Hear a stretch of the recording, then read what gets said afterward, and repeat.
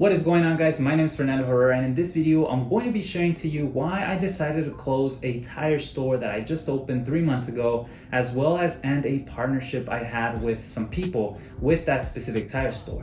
Hopefully this video is intended to help or to give you a perspective of the things I did wrong in this specific project, hopefully so that you don't do them, and also for me, to eventually in the future, if I ever come across an opportunity like this one again, I can go ahead and watch this video and take advice from myself and learn from my past mistakes. Now also, if you stay towards the end, I will be sharing how much in total I lost in this whole project. But in this video, I'm going to be talking about the things that you should learn about picking the right partners and also the reasons why this project failed. Now, before we begin, guys, please help me by smashing that like button and consider subscribing. I do post once a week, every Wednesday for now, but every Wednesday for sure you can expect a video from me. If you like this sort of content material specifically tailored toward the tire industry, that's where I'm niching down towards and sharing my experience. Feel free to consider subscribing and smash that like button. Also, I would like to thank our sponsor of the video, TireBase, but more about them in just a moment. Well guys, some months ago I did a video of the tour of a tire store I was just opening that was gonna focus on pretty much selling quality used tires, right? So used tires was gonna be the primary goal, and it was here in Las Vegas, Nevada. And this project specifically was a unique one for me, or a unique experience for me, because it was the first time I was opening a store without the involvement of Tire Mart, which is my current employer. And it also happens to be a family-owned business, so that's why there's a flexibility in terms of no conflict of interest. I personally thought this could be a great project because we had the landlord owner, or the owner of the property, being partner. We had the person supplying the used tires, a recycling facility, who was also going to be a partner. We had a person who was putting in the labor and the operation, running the day-to-day, who was going to be partner as well. And then myself, who was going to come in with the investment, the startup costs of equipment, and the know-how of the industry, opening accounts, and pretty much setting processes in place, whom I was also going to be a partner. For me, it was also kind of interesting because this store was mainly going to sell only used tires. And this is something where I could get a little more experience because 98% of my experience has come from sales of new tires, whether it's in wholesale or retail, or now you could also say online. I also found this as an opportunity for me to eventually add some of this used tire inventory into my online platform, thetiredealer.com, because eventually I know that used tires have a pretty good margin, especially when you have a good organized inventory and process. So for me, when starting this project, really it wasn't about the 25% ownership I had in this specific store, although that's nice to have ownership and profit sharing and all that stuff, but it was really about the opportunities that could bring this project to me, to my other projects, the synergy. So long story short, when we started, the operations guy, the operations partner, quickly started getting burned out. And oftentimes, since I would be there, he would oftentimes kind of ask me to help him out, like either installing tires or balancing them or lifting the cars.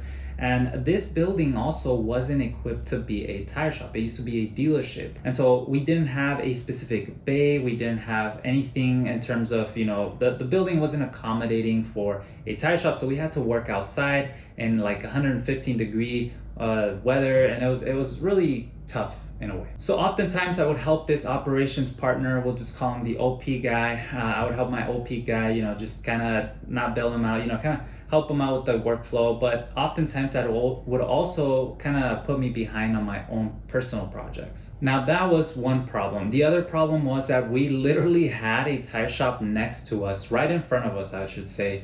But every time we would tell people through either Facebook, OfferUp, or over the phone and spending marketing money, every time they would visualize a tire shop in those main cross streets, they would always visualize the other tire store because that's been there forever.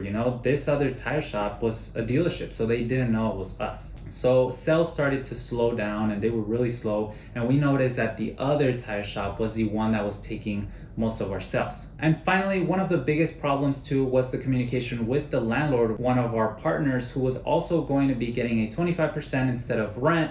He was going to be getting profit sharing for the profits of the business. But I think there might have been a misunderstanding there, at least a misunderstanding of expectation, because towards the end of the month, the landlord called me expecting to get his profit share. And when I told him there was only $1,000 worth of profit for 4 partners, pretty much that was only $250 for him. He was not very happy because he said he was expecting his $7,000 rent or profit sharing, whichever was bigger, which in my case was like, well, if you're opening a business, it's assumed that in the beginning you're gonna put some money of yourself, but then towards the long term, you're gonna get your money back. But anyways, after telling him that $1,000 was what we had made and he would only be getting $250, he was the first one to say he was out and he needed to start getting his money and rent. In this case, it was $7,000 for that full lot. So because of that, I did have to tell him, look, you know what? I'm not gonna be paying any rent. So unfortunately, we have to shut this whole thing down, because if I start paying $7,000 every month in a store that's only making $1,000 and we're not willing to, just wait it out. The reason I got into this project was because that was a crucial part of the deal. You were gonna get profit sharing instead of rent. We were gonna have the landlord also make some accommodations to the store to make it more tire shop visible, maybe put some logo or maybe put a roll-up door, but then that started getting very complicated and expensive. And so long story short, communication with the landlord just wasn't working. And when he decided to pull out and start charging us rent, that's when I decided to pull out and say, you know what, I've already invested a lot of money and time into this project, but I'm not gonna be putting more money in this because I just don't see the potential in the short term, especially me having to put $7,000 every month with a partner that probably doesn't have enough capital and the other partner just supplying tires. It's just not gonna work. So you would assume that after I said, well, no harm, no foul, everybody just pulls out, probably lost a few months of work and money. Well, wrong, because I actually put a lot of those startup costs, and I'm not saying that I was the only one who lost, because I'm sure we all lost.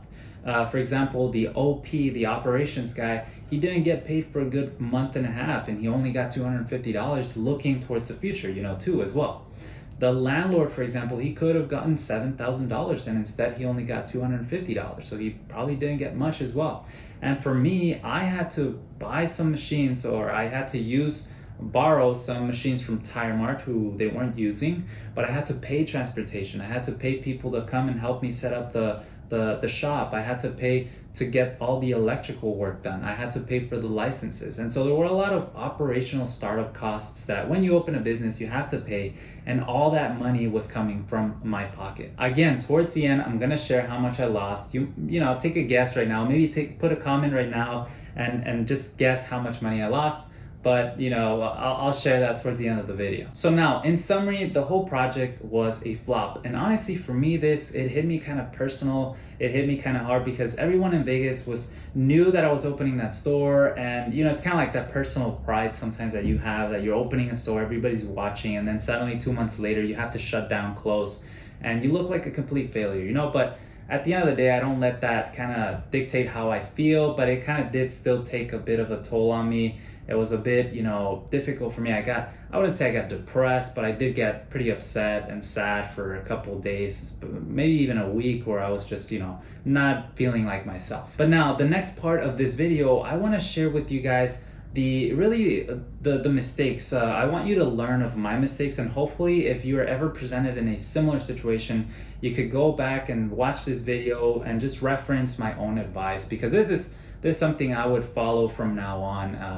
So let's go ahead and start with my main issues or my main mistakes. So take a notepad and learn this. This is what I learned for the 2 months worth of work and thousands of dollars that I lost. Number one, never partner with anyone unless they are a strategic partner. Now, what does that mean? Well, what this means is that value needs to be added somewhere or somehow. In this case, I do feel like this specific expectation or requirement was met because I was providing the know-how to, operations was providing with labor, used tire guy was providing with used tires, and the landlord was providing with rent. But where I failed to do here is when partnering with someone, you need to know them before you partner.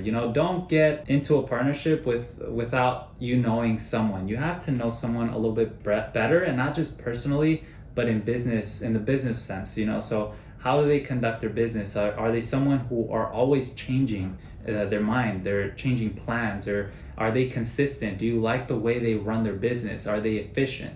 These are the things that you have to ask yourself, because if they do those things in their business, it's most likely they're going to come and do that in the partnership. And in my case, I could have observed probably a trend of quick and unexpected changes on the landlord side, that if I would have thought this through, I could have said, you know what, it could be possible that within a couple months or a month, this whole thing could be shifted and changed, because I know the landlord plays like that. And so if I would have thought that way, I could have eventually maybe even not gotten into this whole deal in the first place. Also remember that with partners, you can't be friends. I personally have a strong saying: it's very difficult for you to become my partner and my friend. You're either my partner in business, which again, we could really get along and go eat and have fun and hang out, but you cannot be my close friend, because when things comes to, some agreement or argument, you have to be tough, and you have to set your friend hat side on the side, and you have to really just don't let your emotions drive your decisions.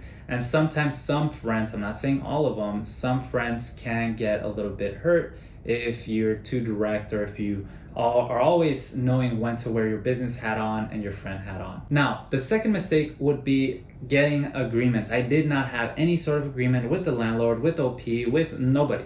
So if I would have had an agreement, I could have somehow secured some of my loss, because I would have said, hey, you know what, guys, I don't mind pulling in with all this cash in up front, but if something happens, this is what I expect from everyone. You guys are gonna have to reimburse me, or hey, we're gonna have to reimburse the landlord guy, or hey, this is what's gonna happen if it doesn't work out, and we all sign to it, and we're legally binded to those requirements.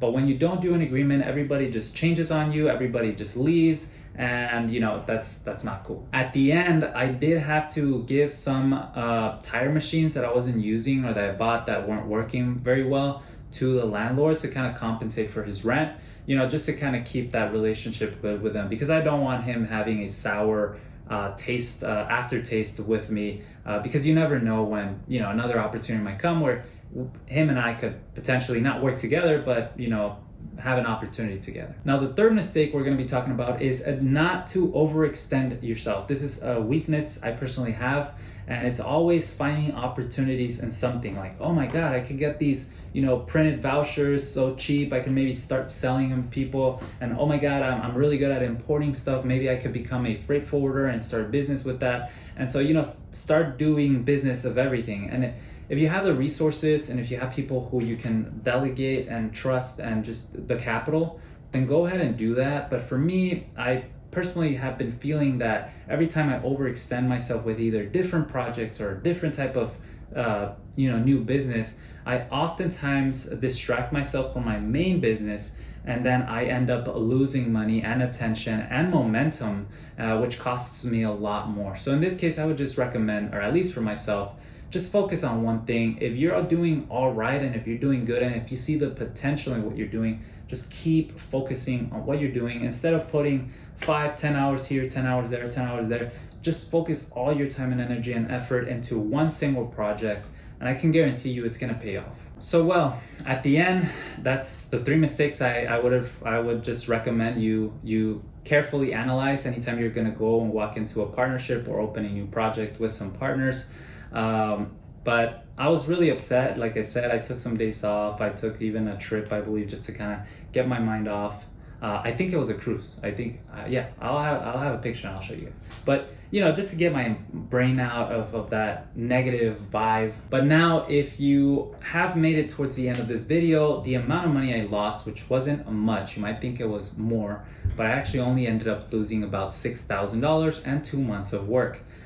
If you were to consider that those 2 months of work I could have implemented into another project and earned potentially what I've been earning, then you could have said that just in the 2 months worth of work of my time, that would have been about $10,000 plus the $6,000. That could have been around $16,000.